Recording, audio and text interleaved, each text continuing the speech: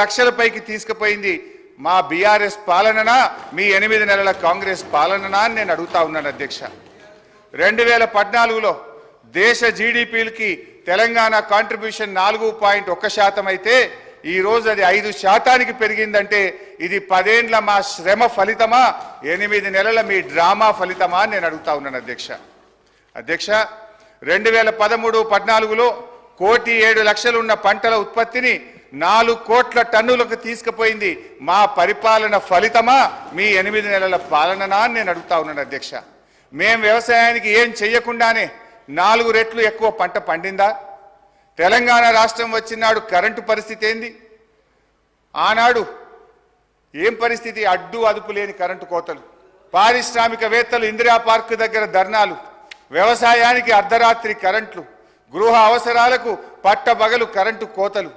కానీ 6 నెలల్లోనే పరిస్థితి చక్కదిద్ది వ్యవసాయానికి చాలినంత కరెంట్ ఇచ్చాం. 2 ఏళ్ల వ్యవధిలో అన్ని రంగాలకు నాణ్యమైన 24 గంటల కరెంట్ ఇచ్చిన ప్రభుత్వం మా ప్రభుత్వం కాదా అధ్యక్ష? ఇవన్నీ చూస్తుంటే ఈ చెయ్యి పార్టీ వాళ్ళు కూడా చెవులలో పుష్పగుచ్చాలు పెడతారని బట్టి గారి ప్రసంగం విన్నాక అర్థమవుతా ఉంది అధ్యక్ష. అధ్యక్ష 5 దశాబ్దాల కాంగ్రెస్ పరిపాలనలో తెలంగాణ స్థాపిత విద్యుత్ సామర్థ్యం 7,778 మెగావాట్లు. పురోభివృద్ధి లేదని మీరు చెప్పిన ఒక్క దశాబ్దంలోనే తెలంగాణ స్థాపిత విద్యుత్ సామర్థ్యం 19,483 మెగావాట్లకు పెరిగింది. మీరు చేసిన దానికంటే 3 అంతలు చేశాం. ఈ మధ్య అదనంగా 1,400 మెగావాట్లు ఎన్టీపీసీ నుంచి కూడా వచ్చింది. మీ ఇందిరమ్మ రాజ్యంలో తలసరి విద్యుత్ వినియోగం ఎంతుందో తెలుసా? 1,196 యూనిట్లు. అనుకున్నంత అభివృద్ధి సాధించలేదని గౌరవ ఆర్థిక మంత్రి గారు చెప్పిన బీఆర్ఎస్ పాలనలో తలసరి విద్యుత్ వినియోగం 2,349 యూనిట్లకు పెరిగింది అధ్యక్ష. ఇదంతా కాదు బట్టన్న స్పీకర్ గారు, ఇంత పెరిగింది అంత పెరిగిందని సరే లెక్కలు నేను చెప్తా, బుక్కులలో ఉంటుంది కుల్లా. మీరు ఒక్క 10 నిమిషాలు టీ బ్రేక్ ఇవ్వండి. నేను బట్టి గారు పోయి అసెంబ్లీ ముంగట గన్ పార్క్ మీద రోడ్డు మీద నిలబెడతాం. రోడ్డు మీద పోయే 10 మందిని బీఆర్ఎస్ పాలనలో కరెంటు మంచిగుందా, కాంగ్రెస్ వచ్చిన 8 నెలల కరెంటు మంచిగుందా అని అడుగుదాం. కుల్లా జనం చెప్తారు కదా అధ్యక్ష. మాది బాగలేదు పురోభివృద్ధి సాధించలేదని మాటలు చెప్తే అయిపోతుంది అధ్యక్ష. అధ్యక్ష చివరికి ఈ కరెంటు గురించి అధ్యక్ష గౌరవ మన సభానాయకులు ఇదే అసెంబ్లీలో అప్పుడు తెలుగుదేశం పార్టీ శాసనసభ్యుడిగా ఇటువైపు ఉండి ఆనాటి కాంగ్రెస్ ప్రభుత్వం మీద రేవంత్ రెడ్డి గారు అన్న మాటలు ఒక్కసారి నేను గుర్తు చేయదలుచుకున్నా. ఆనాటి కాంగ్రెస్ పాలనలో తన తండ్రి గారు చనిపోతే ఊర్లో దహన సంస్కారాలు చేసిన తర్వాత కరెంటు లేకపోతే గంటల సేపు ఎదురు చూసి కరెంటు లేక నీళ్లు లేక నెత్తి మీద నీళ్లు చల్లుకొని ఇంటికాడికి పోయినా అని రేవంత్ రెడ్డి గారు ఆనాటి కాంగ్రెస్ పాలనలో కరెంటు పరిస్థితి గురించి ఇదే సభలో చెప్పారు అధ్యక్ష.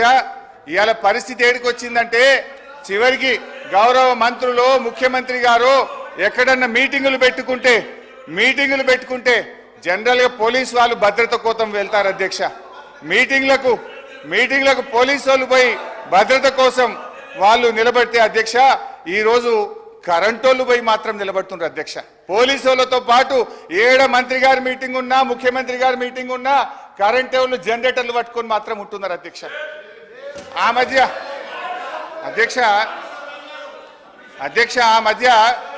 మధ్య రేవంత్ రెడ్డి గారు అప్పుడు మా పార్టీలో ఉన్న కొత్తగా ప్రభుత్వం ఏర్పడ్డాక మా పార్టీలో ఉన్న కేశవరావు గారి ఇంటికి పోయింది.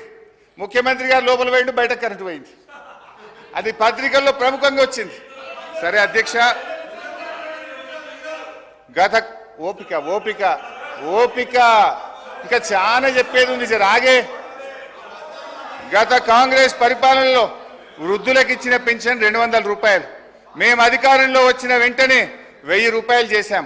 రెండోసారి అధికారంలో రాగానే 2000 చేశాం.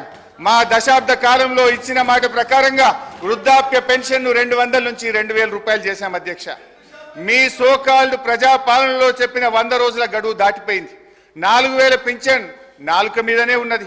ఉన్న 2000 కూడా చక్కగా రాక అవ్వాదాతల పరిస్థితి అధోగతి అయిపోయింది అధ్యక్ష. అధ్యక్ష 2021లో విడుదలైన నీతి ఆయోగ్ నివేదికలో ఏముంది అధ్యక్ష?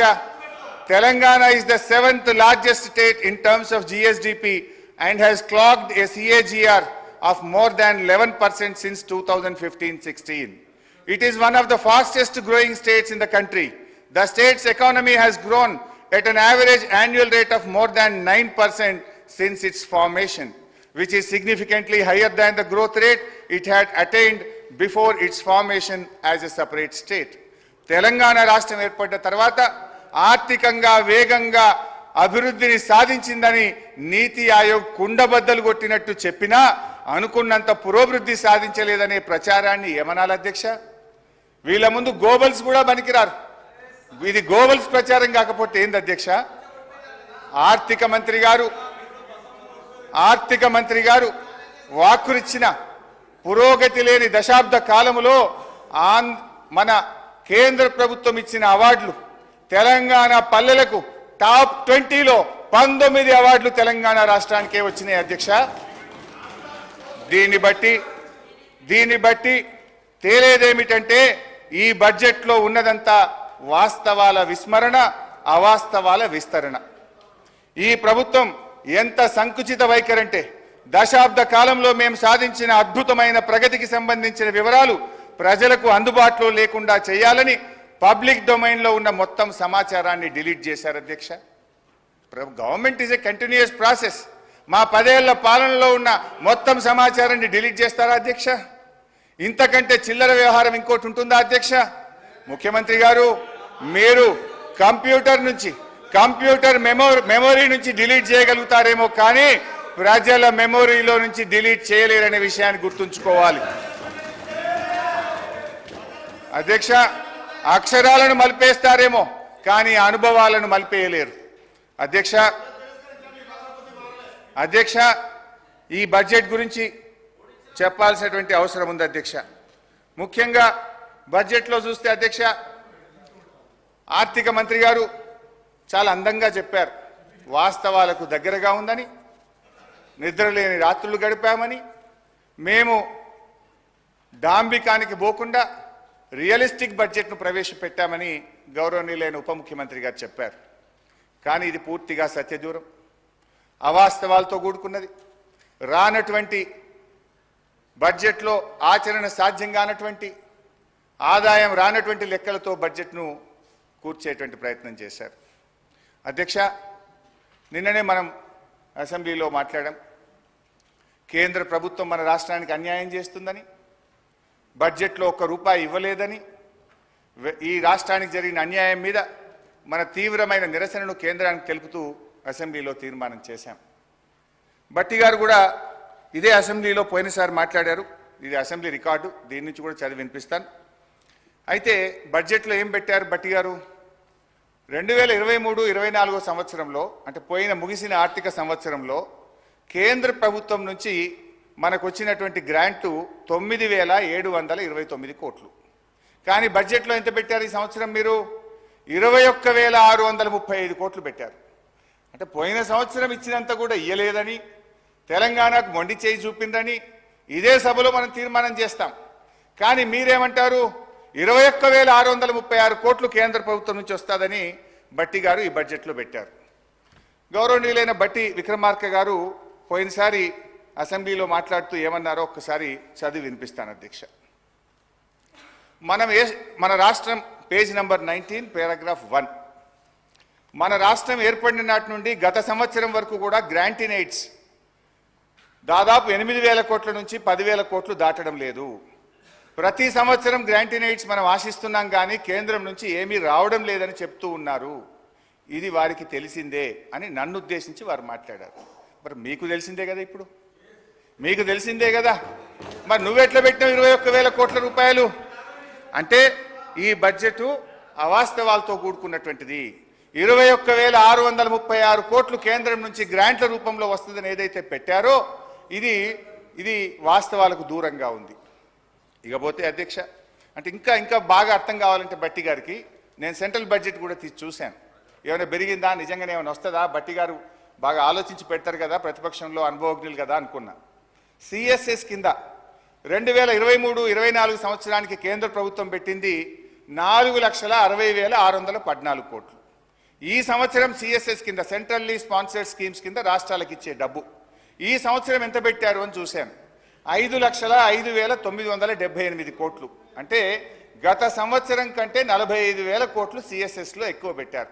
అంటే దేశం మొత్తానికి 28 రాష్ట్రాలు కేంద్రపాలిత ప్రాంతాలకు కలిపి వాళ్ళు పెంచింది 45,000 కోట్లు.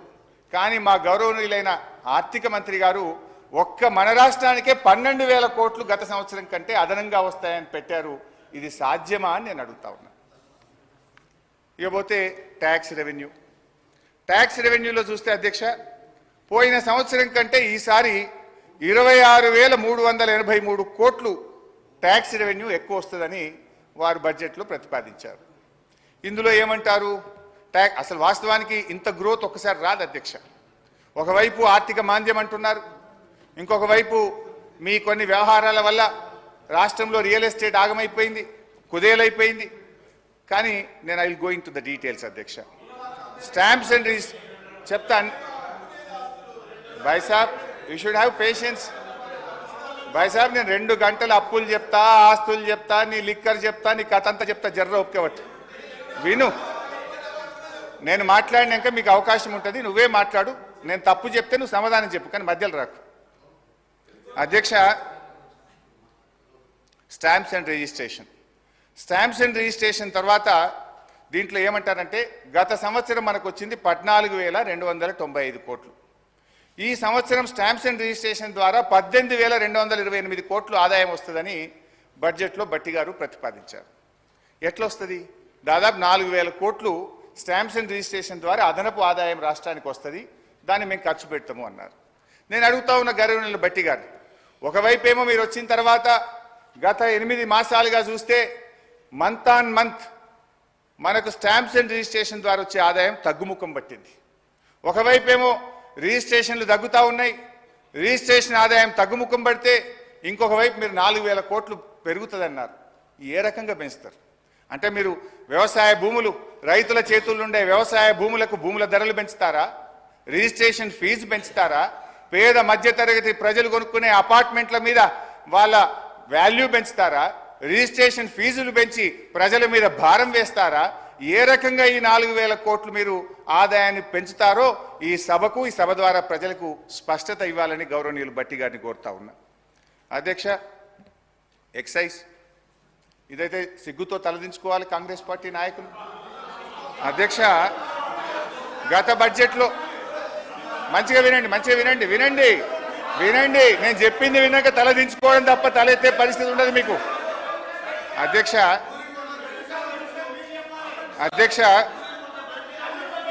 ప్లీజ్ అధ్యక్ష, 2023-24లో ఎక్సైజ్ ద్వారా ఈ రాష్ట్రానికి ప్రతిపాదించిన బడ్జెట్ ఆదాయం 19,884 కోట్లు.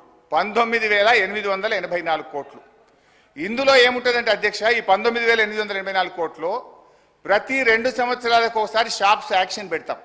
ఈ ఇయర్ ఉండదు షాప్ యాక్షన్స్, పోయినసారి అయింది, మళ్ళీ నెక్స్ట్ ఇయర్ వస్తుంది. అయితే ఆ షాప్ యాక్షన్స్ పెట్టినప్పుడు 2,000 కోట్లు అదనంగా వస్తుంది.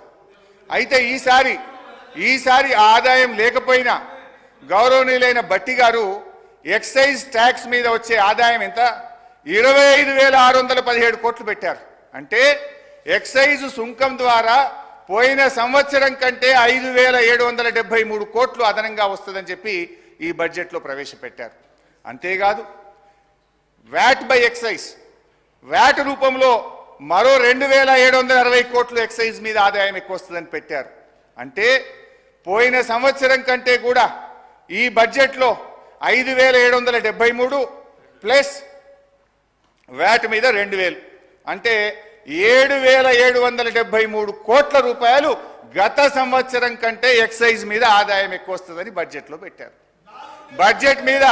బడ్జెట్ మీద మొత్తం ఆదాయం ఎంత ఆశిస్తుంది తెలుసా అధ్యక్ష? ఈ ప్రభుత్వం ఎక్సైజ్ అండ్ వ్యాట్ కలిపి 42,000 కోట్ల 49 రూపాయలు ఎక్సైజ్ రూపంలో ఆదాయం సంపాదిస్తామని బడ్జెట్లో గౌరవ ఆర్థిక మంత్రి పెట్టారు. 42,000 కోట్లు. అధ్యక్ష, అంటే గతంలో ఇదే బట్టి గారు ఇదే అసెంబ్లీలో మాట్లాడారు. అప్పుడు ఉన్నది 25,000 కోట్ల ఆదాయం, వీళ్ళు 42,000 కోట్లు చేసింది. ఇప్పుడు ఏం మాట్లాడినరో బట్టి గారు ఎక్సైజ్ మీద నేను వినిపిస్తా అధ్యక్ష. అంటే ప్రతిపక్షంలో ఒక మాట, అధికారంలోకి రాగానే మర్చిపోతారు. గ్రామీణ ప్రాంతాల్లో మద్యం సమస్య అత్యంత భయానకంగా మారింది. బెల్ట్ షాపులు పెట్టి జనాన్ని విపరీతంగా పీడిస్తున్నారు. దీని గురించి ఆలోచన చేయండి అధ్యక్ష. ఆ రోజు గ్రామానికో బెల్ట్ షాప్ ఉంది. ఇప్పుడు మీరు చెప్పే 42,000 కోట్లు కావాలంటే గల్లీకో బెల్ట్ షాప్ పెట్టారు. మీరు గల్లీకో బెల్ట్ షాప్ పెట్టే పరిస్థితి వచ్చింది అధ్యక్ష. అధ్యక్ష ఇంకా అధ్యక్ష అధ్యక్ష కృష్ణారావు గారు, హరీష్ రావు గారు అధ్యక్ష చెప్పిన దానిలో వాస్తవికత ఎంత ఆలోచన చేసిన అధ్యక్ష. గతంలో 2023లో 19,000 ఆదాయాన్ని మాట్లాడినారు. వాస్తవంగా ఆ లెక్కకు వస్తే 2014లో కేవలం 10,000 కోట్ల రూపాయలు ఉంటే ఎక్సైజ్ ఆదాయం. చివరి సంవత్సరం 2023-24 చూస్తే అధ్యక్ష 34,000 వాళ్ళ ప్రభుత్వ హయాంలో చివరి సంవత్సరము ఆదాయము 34,869 కోట్ల రూపాయలు ఆదాయం వచ్చింది అధ్యక్ష. కూర్చోండి అదనంగా చూయించిన ఆదాయం ఏది ఉందో అధ్యక్ష, ఇది రేట్లు పెంచు బెల్టియాలు పెంచు కాదు అధ్యక్ష. పిల్ఫరేజెస్ టెక్నాలజీ యూజ్ చేసి అక్రమంగా కావచ్చు, అక్రమంగా ఇక్కడి నుంచి ఇతర రాష్ట్రాలకు వచ్చి ఇక్కడ రావడం కాదు, వచ్చేటువంటి దానిలో టెక్నాలజీని యూజ్ చేసి పిల్ఫరేజ్ తగ్గించి రాష్ట్ర ఆదాయం పెంచు అధ్యక్ష. రేట్లు పెంచు బెల్ట్ షాపులు పెంచు కాదు అధ్యక్ష. ఈ వాస్తవాన్ని గ్రహించాలని కోరుతా ఉన్నా అధ్యక్ష. సార్ గౌరవ స్పీకర్ గారు ఒక్క సబ్మిషన్ సార్. హరీష్ రావు గారు, మీరేమన్నారు? సబ్జెక్ట్ వచ్చినప్పుడు ఆ కన్సల్ట్ మినిస్టర్ మాట్లాడడానికి అవకాశం ఉన్నదండి. మీ లెక్కల ప్రకారము వారిచ్చే సమాధానాన్ని మీరు కూడా వినాలి. వివేకానంద గారు, మీరు సభా సమయాన్ని వృధా చేయొద్దు ప్లీజ్. అంత జోష్కు రాకండి మీరు ప్లీజ్. హరీష్ రావు గారు sir. Speaker sir, LA minister గారు ఉన్నారు, అనుభవజ్ఞులైన ఉప ముఖ్యమంత్రి గారు ఉన్నారు. సార్ ఇది బడ్జెట్ మీద చర్చ. అబ్జెక్షన్ ఉంటే ఎల్ఏ మినిస్టర్ కానీ డిప్యూటీ సీఎం ఫైనాన్స్ కానీ లేవాలి అధ్యక్ష. రేపు పద్దుల మీద చర్చ ఉంది. పద్దుల మీద రేపు చర్చ ఉన్నప్పుడు కన్సర్న్ మినిస్టర్స్ని చెప్పమనండి, అభ్యంతరం లేదు. ఇప్పుడు నేను ఒక్క శాఖకు ఒక మంత్రి లేస్తే నేను ఇప్పుడు 32 శాఖలు మాట్లాడాలి. అందరు లేస్తారా మంత్రులు? They have to answer. రేపటి నుంచి పద్దులు ఉన్నాయి, దాని మీద మాట్లాడమనండి ఒకటి. ఇప్పుడు ఏదైనా చెప్పాల్సి ఉంటే డిప్యూటీ సీఎం చెప్పాలి, నేను డీవియేట్ అయితే ఎల్ఏ మినిస్టర్ గారు మాట్లాడాలి, లేదా సభానాయకుడికి అవకాశం ఉంటుంది. దయచేసి మినిస్టర్స్ నుంచి ఇంటరప్షన్ లేకుండా చూడండి.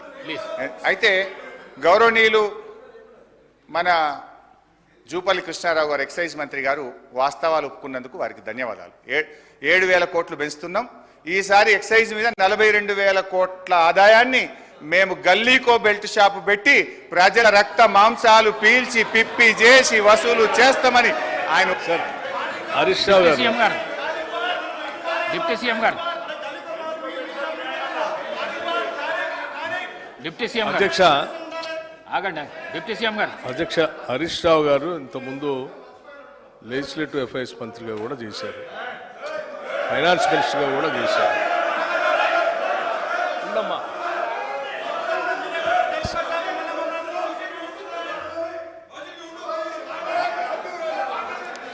సభలో ఇవాళ 10 సంవత్సరాలు వాళ్ళ ఆర్థిక విధ్వంసం చేసి రాష్ట్రాన్ని అప్పులపాలు చేసి అసలు ఈ రాష్ట్రంలో పనిచేస్తున్నటువంటి ఉద్యోగస్తులకి జీతాలు కూడా ఇవ్వలేనటువంటి కటకటలాడే పరిస్థితులు ఈ రాష్ట్రాన్ని నెట్టేస్తే ఇప్పుడే కొద్దిగా ఘాట్లో పెట్టి నెల మొదటి తారీఖున వాళ్ళ జీతాలు ఇస్తూ ఇటు వ్యవసాయాన్ని, సంక్షేమాన్ని, పరిశ్రమల్ని, హైదరాబాద్ నగరాన్ని, మహిళల్ని, యువతని అందరినీ దృష్టిలో పెట్టుకొని ఒక ఆలోచనాభరితమైనటువంటి బడ్జెట్ను ప్రవేశపెడితే రాష్ట్ర వ్యాప్తంగా ప్రజలందరూ హర్షిస్తూ ఉన్నారు. కానీ హరీష్ రావు గారు ఒక్కడికి మాత్రం చాలా కంటగింపుగా ఉంది అధ్యక్ష. ఏంది రాష్ట్రాన్ని బాగు చేయటం కోసం ఇట్లా బడ్జెట్ పెడతా ఉన్నారు, మాలాగా ఆదాయాన్ని అంతా రకరకాల మార్గాల్లో ఖాళీ చేస్తే అయిపోయేది కదా, ఇదేంది అని వారు మాట్లాడుతూ మేము వాస్తవాలే మాట్లాడతాం, మాదంతా విన్న తర్వాత మీరు చెప్పండి అన్నారు. నేను సైలెంట్ కూర్చొని రాసుకుంటున్నాను. ఏం చెప్పారు? లేచి ఎక్సైజ్ మంత్రి గారట లేచారట, వారు 7,000 కోట్ల ఆదాయాన్ని పెంచడానికి గల్లీ గల్లీ బెల్ట్ షాప్ పెడతాం, మేము పెంచుతామని వారు చెప్పారట. ఇప్పుడే కదా అందరు విన్నారు కదా అధ్యక్ష, ఆ మాట ఏమన్నా అన్నారా వారు? ఇంతకంటే అన్యాయంగా ఉన్నది లేనట్టు లేనిది ఉన్నట్టు ఈ రాష్ట్ర ప్రజలకి భ్రమలు కల్పించి 10 ఏళ్ళు రాష్ట్రాన్ని సర్వనాశనం చేశారు. ఇప్పుడు మళ్ళీ మొదలుపెట్టారు, 5 నిమిషాల్లోనే భ్రమలు కల్పించడానికి ప్రయత్నం చేస్తున్నారు. ఇది ఎక్కడ అన్యాయం అధ్యక్ష? మీరు వాస్తవాలు జాగ్రత్తగా రాష్ట్ర ప్రయోజనాల కోసం క్రిటికల్ ఎనాలిటికల్గా మేము పెట్టిన బడ్జెట్ మీద ఇగో దీన్ని పెట్టారు, ఈ శాఖకి ఇది సరిపోలేదు, ఈ శాఖకి తగ్గించారు, ఈ శాఖ పెంచారు, దీనివల్ల యువతకు నష్టం అవుతుంది, దీనివల్ల 72,000 కోట్లు పెట్టడం వల్ల వ్యవసాయానికి నష్టం జరుగుతుంది, అంత పెట్టకుండా ఉండాల్సి ఉండే, మాలాగా ఏదో 15,000-20,000 కోట్లు పెడితే బాగుండేది, లేకపోతే హైదరాబాద్ నగరానికి 10,000 కోట్లు పెట్టారు, ఎందుకు పెట్టారు అనవసరం, దీన్ని గాలికి వదిలేస్తే మాలా కొద్ది వర్షం రాగానే మొత్తం మురుగునీళ్ళు అంతా రోడ్డు మీదకి వచ్చి ఇబ్బంది పడేవాళ్ళు, అట్లా చేయాలి. కానీ ఇదంతా ఏందని చెప్తే కొద్దిగా బాగుంది. ఇవన్నీ వదిలేసి ఏదేదో మాట్లాడుతున్నాను. నేను ఇప్పటికి కూడా చెప్తా ఉన్నాను, మీరు చెప్పేదాన్ని ప్రతిదాన్ని వింటా ఉన్నాం. అసలు మేము ఏమనుకున్నాము, ఇంత బాగా బడ్జెట్ పెట్టాము, సరే ఈ బడ్జెట్ మీద నిన్న వారు బడ్జెట్ వినడానికి వచ్చారు కదా, ఎల్ఓపి గారు వచ్చారు కదా, వాళ్ళు వచ్చి ఏమైనా మాట్లాడతారేమో, ఏమైనా ఉంటే విని సమాధానం చెప్దాం అనుకున్నాం. వారు రాలేదు. రాకపోగా వీరు మాత్రం వారు రాలేదు, బాధ్యత లేదని దీని ద్వారానే స్పష్టంగా అర్థమవుతుంది. వాళ్ళు ఏదో మాట్లాడరు కాబట్టి గుడ్డగాల్చి మీదేసి పోదామనంటే ఎట్లండి? ఇది కరెక్ట్ కాదు హరీష్ రావు గారు. మీరు పద్ధతిగా మాట్లాడితే మేము డెఫినెట్గా సమాధానం చెప్పడానికి సిద్ధంగా ఉన్నాడు. సో ఫైనల్గా బట్టి గారు కూడా డిస్ప్యూట్ చేయలే. ఒక విషయంలో మాత్రం ఎక్సైజ్ మంత్రి గారైనా ఉప ముఖ్యమంత్రి గారైనా 7,200 కోట్లు ఈ గత సంవత్సరం కంటే ఈ సంవత్సరం 7,200 కోట్ల రూపాయలు. సార్ మేము మళ్ళీ చెప్తా ఉన్నాను సార్, ఇట్లా సభను తప్పుదోవ పట్టించడానికి కానీ ఈ రాష్ట్ర ప్రజలను తప్పుదోవ పట్టించడానికి కానీ ప్రయత్నం చేస్తే ఇది సరైన పద్ధతి కాదు అధ్యక్ష. నేను మళ్ళొకసారి వారికి విజ్ఞప్తి చేస్తూ ఉన్నాను. నేనటో ఒప్పుకున్నాను అటు వారు చెప్పిన దానికి. ఏ ఒప్పుకున్నాను అధ్యక్ష? మీ ముందే కదా మాట్లాడింది. అంటే ఇంతకంటే పచ్చిగా నేను అనకూడదు, మరి అబద్ధం అని, ఇంతకంటే సత్యదూరమైనటువంటి మాటలు ఎంత భయంకరంగా ఇట్లే భ్రమలు కల్పిస్తే ఎట్లా అధ్యక్ష? అది హౌస్లో నిమిషాల్లోనే, రోజులు కూడా కాదు, నిమిషంలోనే ఎంత భ్రమలు కల్పిస్తే ఎట్లా సార్? ఇప్పుడు నేను ఏం తప్పు చెప్పలేదు అధ్యక్ష. పోయిన ఆర్థిక సంవత్సరం కంటే ఈ ఆర్థిక సంవత్సరం ఎక్సైజ్ మీద 7,200 కోట్ల రూపాయల ఆదాయం పెరుగుతుంది. ఈ సంవత్సరం 42,000 కోట్ల రూపాయలు ఎక్సైజ్ మీద మేము ఆదాయం తెచ్చుకుంటామని బడ్జెట్లో పెట్టారా లేదా బట్టి గారిని చెప్పమనండి. మళ్ళీ ఒకసారి చెప్తా మీకు లెక్కలన్నీ మీరు మాట్లాడేటప్పుడు. అయినా మీరు తొందరపడుతున్నారు కాబట్టి చెప్తున్నాను, ఇప్పుడే చెప్పండి, అప్పటిదాకా ఎందుకు? ఎక్సైజ్లో మేము ఆక్షన్ పెట్టాము గత సంవత్సరం, అందుకే మాకు ఆదాయం పెరిగింది. ఈ సంవత్సరం కదా పెట్టాల్సింది, నిజమే. మేము కూడా అనుకున్నాం ఈ సంవత్సరం కదా ఆక్షన్ పెట్టాల్సింది. మీరు ముందే ఎందుకు కూర్చారు అధ్యక్ష? ముందే ఎందుకు కూర్చాను? ఎందుకు కూర్చారు? మీరు ఈ సంవత్సరం పెట్టాల్సిన ఆక్షన్ మేము ముందే ఎలక్ట్రిక్ కంటే ముందు ఎందుకు పెట్టుకున్నారు?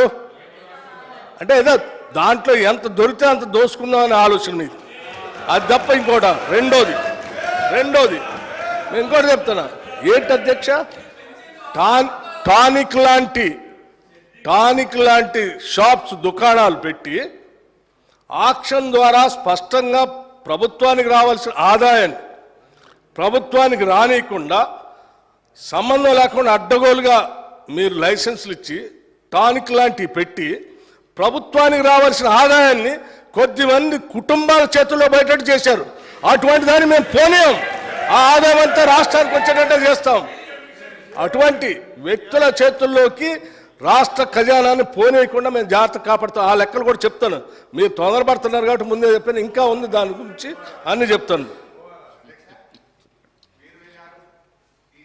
మీరు విన్నారు, ఈ సభను వింటున్న ప్రజలు, చూస్తున్న ప్రజలు కూడా విన్నారు. నేను చెప్పిన 42,000 కోట్లు ఎక్సైజ్ మీద ఆదాయం పెంచుకుంటున్నారు. గత సంవత్సరం కంటే 7,200 కోట్లు పెంచుతున్నారు అనే దాన్ని డిస్ప్యూట్ చేయలేదు. నేను చెప్పింది నిజం. అయితే వారు కొన్ని స్వీపింగ్ రిమార్క్స్ చేసినారు. మేము ఏదైనా తప్పు చేస్తే మీరు ప్రభుత్వంలో ఉన్నారు, ఎంక్వైరీ వేయండి, చర్యలు తీసుకోండి, వీఆర్ ఎట్ లిబర్టీ. కానీ బాధ కలిగే అంశం ఏంటంటే గౌరవనీయులైనటువంటి మన సభానాయకులు సభలో లేరు. గతంలో మా మీద ఆరోపణలు చేశారు. తెలంగాణ బెల్ట్ షాపులు తెలంగాణ అయిందని, బొందలగడ్డ తెలంగాణ అయిందని వీళ్ళు మాట్లాడారు. మరి ఇప్పుడు మీరు మద్యాన్ని నియంత్రించి బెల్ట్ షాపులు ఎత్తేస్తామని మీ ఎన్నికల మేనిఫెస్టోలో చెప్పారు. నిజంగా మద్యాన్ని నియంత్రిస్తే, బెల్ట్ షాపులు ఎత్తేస్తే ఆదాయం 42,000 కోట్లు ఎట్లొస్తుంది? అంటే మీరు బెల్ట్ షాపులు ఎత్తేస్తారా, గల్లీకి ఒక బెల్ట్ షాప్ పెడతారా, లేదు ఏ రకంగా ఆదాయం తెస్తారో గౌరవనీయులు ఆర్థిక మంత్రి గారు సమాధానం చెప్పేటప్పుడు చెప్పమనండి. నేనేమంటున్నా అంటే మీరు ఆదాయం పెరుగుతుంది అన్నారు. ఆ 7,000 కోట్ల రూపాయల ఆదాయం ఎట్లా పెరుగుతుందని ప్రభుత్వం భావిస్తున్నది? ఏ రూపంలో పెంచుకుంటారో మీ సమాధానంలో చెప్పండి. నేను బడ్జెట్లో చూశాను అధ్యక్ష. బడ్జెట్లో ఒక 2 విషయాలు చెప్పారు. బీర్ల మీద ఆదాయం 2,760 కోట్లు పోయిన సంవత్సరం బీర్ల మీద ఆదాయం వస్తే ఈ సంవత్సరం బీర్ల మీద 3,500 కోట్ల ఆదాయం వస్తుంది అన్నారు. అంటే బీర్ ధర పెంచుతారా, ఎట్లా వస్తుందో చెప్పండి. రెండవది చీప్ లిక్కరు, విస్కీల మీద గత సంవత్సరం 11,000 కోట్లు వచ్చింది, ఈ సంవత్సరం 15,500 కోట్లు వస్తుందని స్పష్టంగా బడ్జెట్లో పెట్టారు. అంటే చీప్ లిక్కరు, విస్కీల ధర పెంచి ప్రజల మీద భారం వేస్తారా, ఎట్లొస్తుందో సమాధానం చెప్పండి. స్ట్రైట్గా అడుగుతున్నాను. సో మొత్తంగా ఈ ఎక్సైజ్ ఆదాయాన్ని దయచేసి ప్రజలను, ఈ తెలంగాణను బొందలగడ్డ తెలంగాణ చేయకండి, బెల్ట్ షాపులు ఎత్తేయండి. ఈ ఆదాయాన్ని ఇంకో రూపంలో ప్రయత్నం చేయండి. కానీ ఎక్సైజ్ ఆదాయాన్ని పెంచి పేదలకు, ప్రజల మీద భారం వేయొద్దు, మద్యాన్ని ప్రోత్సహించొద్దని మీ ద్వారా ప్రభుత్వానికి విజ్ఞప్తి చేస్తున్నా. అధ్యక్ష అన్నా, నేను ఇంకా 5 పైసలే మాట్లాడింది, చాలా చెప్పేది జరాగుంది అధ్యక్ష. ఇకపోతే బడ్జెట్లో భాయ్సాబ్ కొత్త సభ్యులు చాలా మంది ఉన్నారు. నేనేం గర్వంగా ఫీల్ అవుతలేను. నాకు కూడా అర్థం కావడానికి 10 ఏళ్ళు పట్టింది. వినండి, వింటే మీకు కూడా నాలెడ్జ్ వస్తుంది. ఫ్యూచర్లో మీరు కూడా బాగా మాట్లాడడానికి ఉపయోగపడుతుంది. నేను చెప్పే దాంట్లో తప్పు ఉంటే you will get an opportunity. Congress party తరఫున కూడా 2 సభ్యులు మాట్లాడడానికి అవకాశం ఉంటుంది. నా తప్పులు ఉంటే మీరు ఎత్తి చూపండి, మాట్లాడండి. వినడం ద్వారా మేము కూడా ఈ సభలో అక్కడ కూర్చొని విని నేర్చుకున్న వాళ్ళమే. చాలా సందర్భాలు ఎవరికి ఈ సభలో రాగానే నాలెడ్జ్ రాదు. వినడం ద్వారా మనం అర్థం చేసుకొని నాలెడ్జ్ అనేది గెయిన్ చేయాలి. కొంచెం ఓపికగా వింటే మీకు కూడా ఉపయోగపడుతుంది. నేను తప్పు ఉంటే మీరు చెప్పండి. Don't disturb me please. అధ్యక్ష నాన్ ట్యాక్స్ రెవెన్యూ భాయ్సాబ్, నేను మంచిగా బడ్జెట్ మీద మాట్లాడుతున్నా, డిస్టర్బ్ చేయకండి. Non tax revenue speaker sir, సభను ఆర్డర్లో పెట్టండి సార్. నేను ఆర్డర్లో మాట్లాడుతున్నా, మంచిగా వాళ్ళని ఆర్డర్లో పెట్టండి సార్ కొద్దిగా.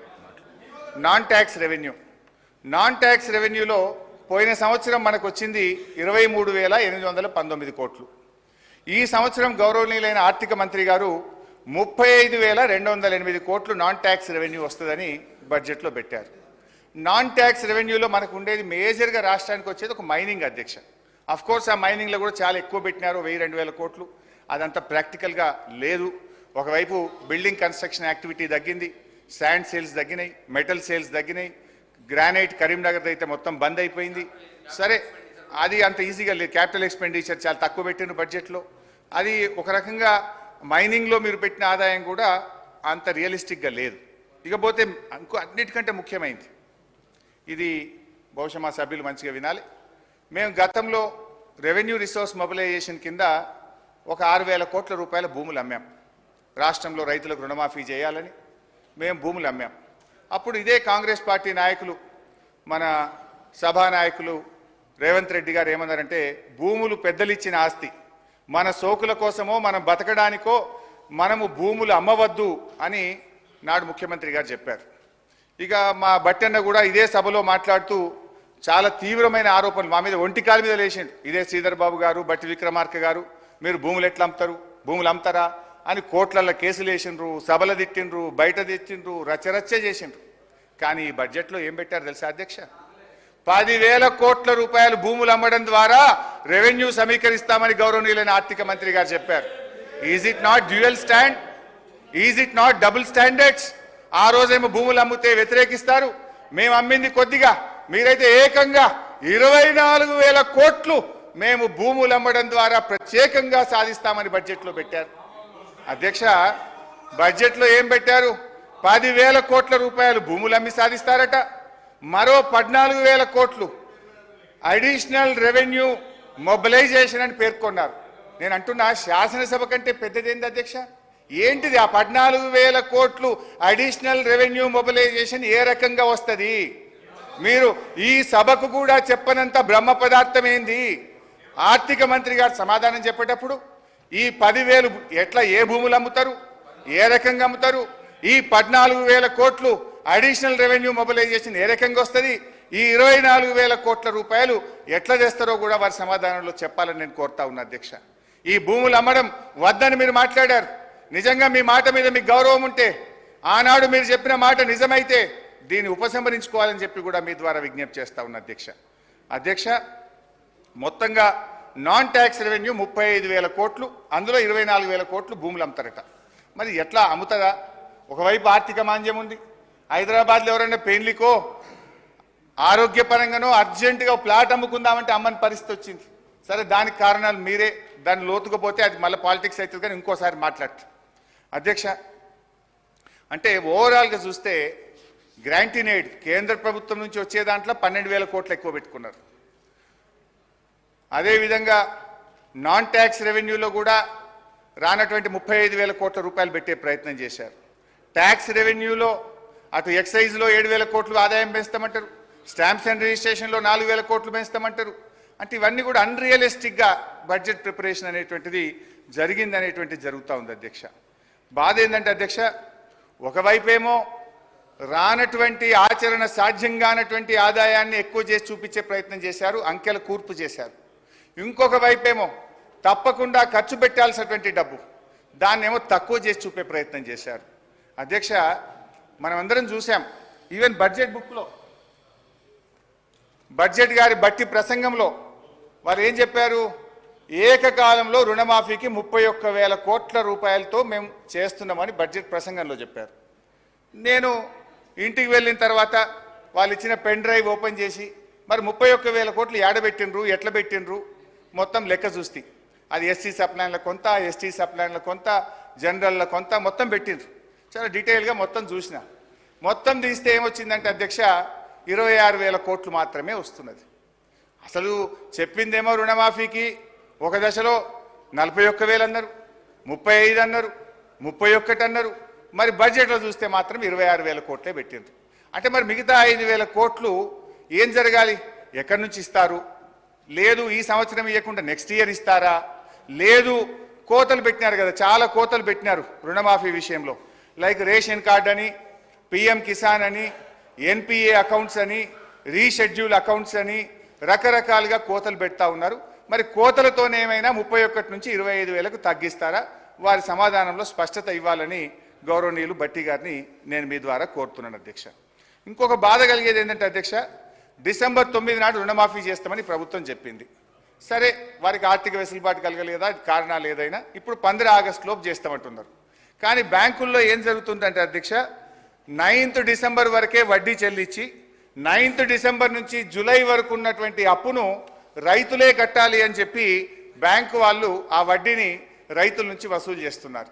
ఇప్పుడు ఎందుకంటే మీరు ఆలస్యం చేసిరు, డిసెంబర్ 9 అని ఆగస్టు 15కు రుణమాఫీని ఆలస్యం చేసింది మీరు. మొదటి సంతకం అన్నారు, మొదటి రోజు చేస్తామన్నారు, కారణాలు ఏదైనా 15 ఆగస్టు అన్నారు. ఆలస్య కారణం మీరు, వడ్డీ రైతులు ఎందుకు చెల్లించాలి అని అడుగుతా ఉన్నా. ఒక చిన్న ఎగ్జాంపుల్ నేను మీకు తెలియజేస్తున్నా అధ్యక్ష. ఇది మెదక్ జిల్లా నర్సాపూర్ నియోజకవర్గము, రైతు పేరు సాధు ఆంజనేయులు, కొత్తపేట గ్రామం అధ్యక్ష. ఆయనకున్న అప్పు 90,879. 90,879 డిసెంబర్ 9 నాడు ఉండే. మీరు 90,879 మాఫీ చేసిండ్రు. ఆయనకు మెసేజ్ వచ్చింది. సంతోషంగా బ్యాంకుకు పోయింది. బ్యాంక్ అధికారి, ఇది ఆయన బ్యాంక్ అధికారి రాసిచ్చింది అధ్యక్ష, ఆయన పెన్ రైటింగ్ ఇది ఆ రైతు కట్టిన రిసిప్ట్. బ్యాంక్ అధికారి ఏమన్నాడు, బాబు డిసెంబర్ 9 నాటికి వడ్డీ రాష్ట్ర ప్రభుత్వం ఇచ్చింది. డిసెంబర్ 9 నుంచి ఈరోజు జూలై 22 వరకు వడ్డీ 9,000 రూపాయలు అయింది. ఆ వడ్డీ 9,000 నువ్వు కడితేనే రుణమాఫీ చేస్తామని బ్యాంక్ అధికారి రాసిచ్చిండు. ఇగో ఆ రైతు 9,000 కట్టి తెచ్చుకున్న రిసిప్ట్. అంటే మీరు ఆలస్యం చేసి రైతుల మీద వడ్డీ భారం వేయడం న్యాయమా? దీని మీద ఆర్థిక మంత్రి గారు తన సమాధానంలో చెప్పాలి. ఇది ఒక్కటే కాదు, ఇట్లాంటి చాలా ఎగ్జాంపుల్స్ నేను నా దగ్గర. కరీంనగర్ జిల్లా కోహెడ మండల రైతులు కూడా రోడ్డెక్కి ఈ వడ్డీ భారం మా మీద ఎందుకు వేస్తున్నారని ధర్నాలు చేసిండ్రు. I request Honorable Finance Minister, while he is giving the reply, he should clarify this. అధ్యక్ష, ఇకపోతే ఆరోగ్యశ్రీ హెల్త్ డిపార్ట్మెంట్. అధ్యక్ష, ఆరోగ్యశ్రీలో ప్రభుత్వం కొన్ని నిర్ణయాలు తీసుకున్నట్టుగా పత్రికల్లో చూసాం. మేము ఆరోగ్యశ్రీ రేట్స్ను 20% పెంచామో నిర్ణయం తీసుకున్నారు, మంచిదే. ఇంకా కొన్ని వ్యాధులను కూడా యాడ్ చేశామని చెప్పారు, ఇంకా మంచిదే. 5 లక్షల నుంచి 10 లక్షల రూపాయలకు ఆరోగ్యశ్రీ యొక్క దాని స్కేల్ కూడా పెంచాం. 10 లక్షల దాకా ఉచిత వైద్యం చేసుకోవచ్చు అన్నారు, చాలా మంచిది. కానీ బడ్జెట్ చూస్తే పోయినసారి మేము 1,101 కోటి రూపాయలు పెడితే ఈసారి తగ్గించి 1,065 కోట్లు పెట్టారు. ఇది ఎట్లా సాధ్యమైంది? మీరు వ్యాధుల సంఖ్య పెంచి 5 లక్షల్ని 10 లక్షలకు పెంచి 20% రేట్లు పెంచి బడ్జెట్ తగ్గిస్తే ఇది ఆచరణ సాధ్యమేనా అని నేను అడుగుతా ఉన్నా. అధ్యక్ష, ఇక్కడ ఒక చిన్న విషయం ప్రభుత్వం దృష్టికి తెస్తా ఉన్నా.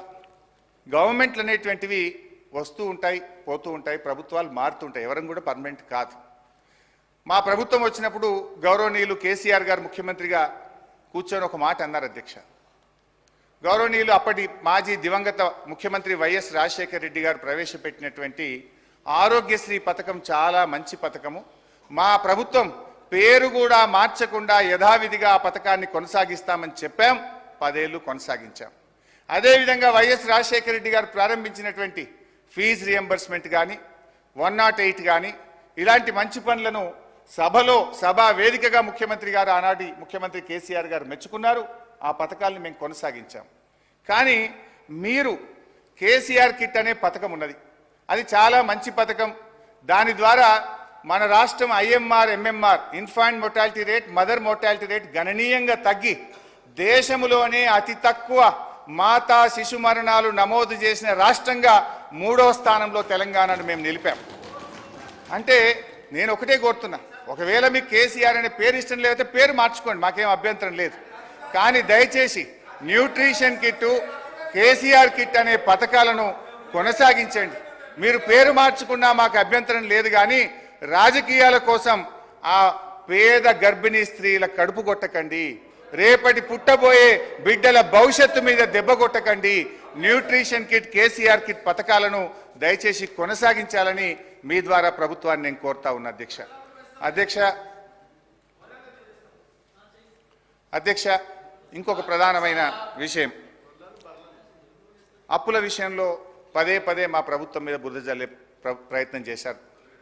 అయితే నేను గౌరవనీయులు భట్టి గారు నేను చెప్పేది విని వారి సమాధానంలో ఒకవేళ నేను తప్పైతే వారు క్లారిఫికేషన్ ఇవ్వాలని కోరుతా ఉన్నా. ఇది సభలో ఆ రోజు ప్రవేశపెట్టిన తెలంగాణ రాష్ట్ర ఆర్థిక శ్వేతపత్రం. ఇదే విషయాన్ని తన బడ్జెట్ ప్రసంగంలో కూడా నిన్న గౌరవనీయులు భట్టి గారు బడ్జెట్ ప్రసంగంలో కూడా చెప్పారు. నేను సభ రికార్డు కూడా సెట్ చేయాలనుకుంటున్నా, వాస్తవాలు కూడా మీ ముందు, మీ ద్వారా గౌరవ ప్రభుత్వం ముందు, ప్రజల ముందు పెట్టాలనుకుంటున్నా. అధ్యక్ష, బీఆర్ఎస్ ప్రభుత్వం 6,71,757 కోట్ల రూపాయల అప్పు చేసిందని పదే సభలో బయట కూడా చెప్తా ఉన్నారు. నిన్న బడ్జెట్ ప్రసంగంలో కూడా చెప్పారు. డిసెంబర్ 23 నాడు మీరు విడుదల చేసిన శ్వేతపత్రంలో 4 రకాల అప్పులను మీరు చూపించారు. అందులో 2 రకాల అప్పులేమో రాష్ట్ర ప్రభుత్వం చెల్లించాల్సినటువంటి అప్పులు, 2 రకాల అప్పులేమో రాష్ట్ర ప్రభుత్వం చెల్లించదు, రాష్ట్ర ప్రభుత్వం మీద భారం లేనటువంటి అప్పులు. అందులో అధ్యక్ష గవర్నమెంటు హామీ లేనిది ప్రభుత్వం చెల్లించనిది 59,414 కోట్లు. గవర్నమెంట్ హామీ ఉండి ప్రభుత్వం చెల్లించవలసిన అవసరం లేనిది 95,462 కోట్లు. ఈ రెండు కలిపితే 1,54,876 కోట్లు. అంటే మీరు చెప్పిన 6,71,757లో ఈ 1,54,876 కోట్లు తీసేస్తే అది 5,16,881 కోట్లు. దీంట్లో మా ప్రభుత్వం ఏర్పడే నాటికే చేసినటువంటి అప్పులు మాకు వారసత్వంగా వచ్చింది 72,658 కోట్లు. దాన్ని కూడా తీసేసినప్పుడు 4,44,223 కోట్లు. ఈ 4,44,233 కోట్లలో వారసత్వంగా ఉమ్మడి ఆంధ్రప్రదేశ్ ప్రభుత్వం నుంచి వచ్చిన అంటే ప్రభుత్వము హామీ ఇచ్చి ప్రభుత్వమే చెల్లించేటువంటి ఎస్పీవీకి సంబంధించిన 11,609 కోట్లు ఉన్నాయి. దాన్ని కూడా మనం తొలగించినట్టయితే 4,32,614 కోట్లు. మీరు శ్వేతపత్రంలో కూడా కొంచెం ఇంటెలిజెంట్గా పెట్టారు. అది ఏం పెట్టారంటే మా ప్రభుత్వం దిగిపోయే నాటికి ఎంత ఉంటుందో పెడితే బాగుండు. వీళ్ళు ఏం పెట్టిండ్రు, ఎఫ్ఆర్బిఎం లోన్స్ 2023-24 బిఈ అంటే మేము డిసెంబర్లోనే మీ గవర్నమెంట్ వచ్చింది. డిసెంబర్, జనవరి, ఫిబ్రవరి, మార్చ్ 4 నెలల్లో తీసుకుపోయే అప్పును కూడా మా ఖాతాలు వేసిండ్రు. గ్రేట్. అయితే ఆ డబ్బు ఎంత అంటే 6,115 కోట్లు. ఈ 6,115 కూడా తీసేస్తే నెట్ మా 10 ఏళ్ల పాలనలో తెచ్చిన అప్పు 4,26,499 కోట్లు. వాస్తవం ఇదైతే ఒకవైపు 7,000 కోట్లు 7,000 కోట్లు అని చెప్పి ఒక 7 లక్షల కోట్లని దుష్ప్రచారం చేస్తూ ఉన్నారు. అయితే ఇక్కడ అధ్యక్ష కొన్ని విషయాలు కూడా వారికి చాలా అనుభవం ఉంది, సభలో కూడా ఉన్నారు. నేను అక్కడ ఆర్థిక మంత్రిగా ఉన్నప్పుడు అనేక సందర్భాల్లో బట్టి విక్రమార్క గారు సిఎల్పి నాయకుడిగా మాట్లాడుతుండేవారు. ఈ 4,26,499 కోట్లలో కూడా కొన్ని ప్రత్యేకమైన పరిస్థితులు, కేంద్ర ప్రభుత్వ నిర్ణయాలు, కరోనా లాంటి ప్రపంచమే గడగడలాడి దేశం మొత్తం గడగడలాడినటువంటి ఒక ప్రత్యేక పరిస్థితి 2 సంవత్సరాలు వరుసగా మనం ఎదుర్కొన్నాం. ఈ 4,26,499 కోట్లలో అధ్యక్ష వాస్తవానికి ఏం జరిగింది, కేంద్ర ప్రభుత్వం 2 నిర్ణయాలు తీసుకున్నది. ఒకటి, డిస్కామ్ల అప్పులన్నీ రాష్ట్ర ప్రభుత్వాలే తీసుకోవాలని పార్లమెంట్లో చట్టం చేసి బలవంతంగా రాష్ట్ర ప్రభుత్వాల మీద ఉదయ్ అనేటువంటి పథకాన్ని తెచ్చి రుద్దారు. అట్లా మనకు 9,000 కోట్లు కేంద్ర నిర్ణయం వల్ల రాష్ట్రం మీద అప్పు భారం పడ్డది.